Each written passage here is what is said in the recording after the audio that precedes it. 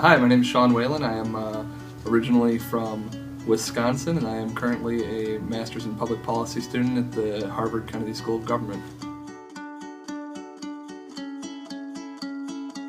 If I had to define inclusion, or had the opportunity to go back and define inclusion, I would view it as making sure that everybody, regardless of disability, race, gender, sexual orientation, whatever, has an equal chance to contribute to whatever the project at hand is, more broadly to contribute to the society, economy, to have a meaningful and fulfilling life, and that's what I think of when I think about inclusion.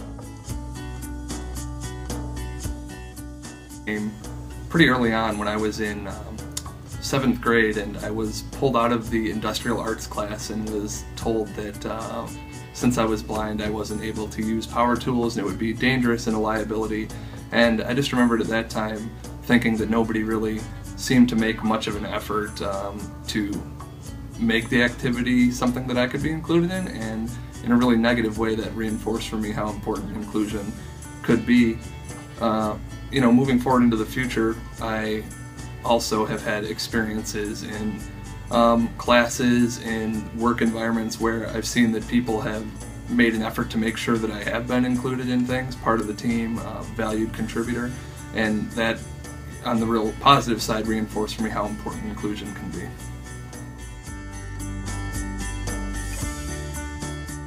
I would talk to myself about acceptance, and especially self-acceptance, and I would say, hey, you do have a disability, it's okay. It doesn't mean that you can't do meaningful things in your life. It doesn't mean that you can't contribute. For a long time when I was young, I tried to hide the fact that I was blind. I was completely uncomfortable with it and uncomfortable with myself. And when I finally realized that being blind and being productive and living a meaningful life weren't two mutually exclusive things, it opened up a whole world of opportunity for me. So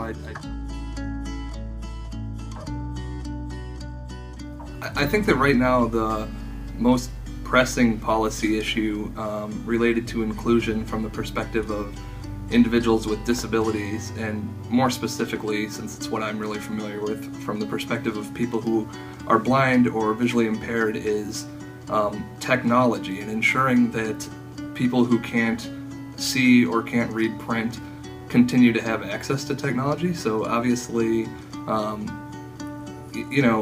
the internet, all the resources that are available there, software, other high-tech appliances, devices, are things that a lot of people take for granted and are becoming really important to the way we function as a society.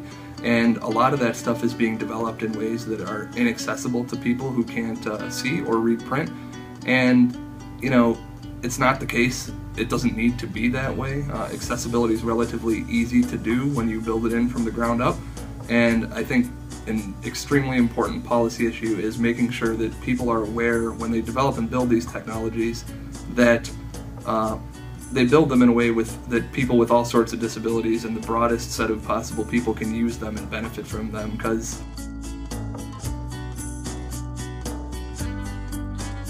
I think in higher education, inclusion of all varieties is really important, because especially here where I'm studying at a School of Public Policy, we're preparing to serve the public, and I think it's really important for people who are training to be policymakers and leaders to really understand all the different segments of the public that they hope to serve. And I think it's important that people who go through these programs are really a representative cross-section of the public that we all hope to serve. And I think that notion applies through higher education more generally. I think it's important to be exposed to a broad range of political beliefs, religious beliefs, nationalities, sexual orientations, race, all of it, and disability is just one part of that bigger picture. And I think sometimes disability is part of the picture that's overlooked when universities and higher educational institutions talk about diversity, but I think it's really a critical component of it,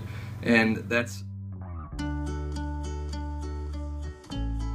that I had to kind of overcome a fear to be included or be a part of something. I think back to when I was an undergraduate in college, And I had an economics professor who, after the first or second day of class, I kind of went up to talk to him like I generally do with my professors, to just say, hey, I'm in the class, give him a little heads up about accommodations for testing and things like that. And he straight away said to me, you're not going to pass my class. And I didn't know if that meant that he just didn't think I could do it, or that he didn't want me in there and he wasn't going to pass me.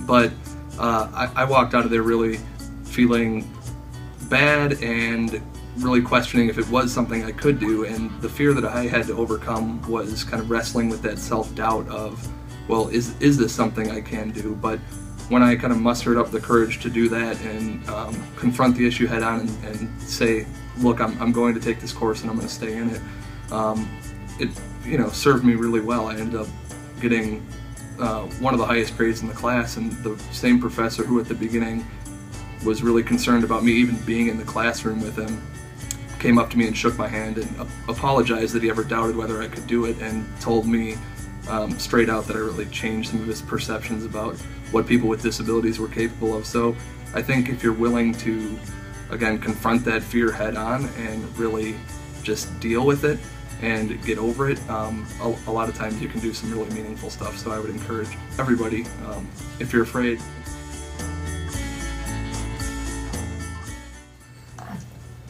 My name is Sean Whalen, and I love inclusion. Awesome. Do you feel cheesy that I made you say it like that? A little bit more, yeah.